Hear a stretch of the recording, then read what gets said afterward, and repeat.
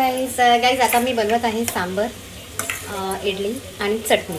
कारण की आज बनवायचं होता, संडे होता, तर मटण बनवायचं होतं. असं मटण कोणी गेलंच नाही आणायला, तर संध्याकाळी मटण बनवणार आहे.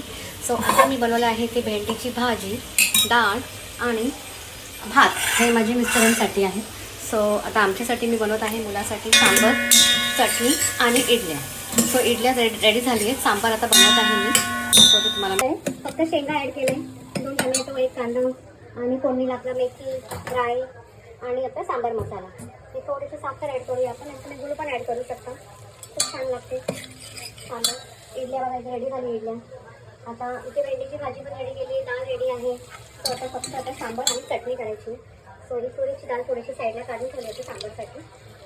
सो आता याच्यात पाणी ॲड करणार, तर चिंच पण ॲड केलं आहे मी, बस. आणि 2 शेतीमध्ये आता रेडी होणार.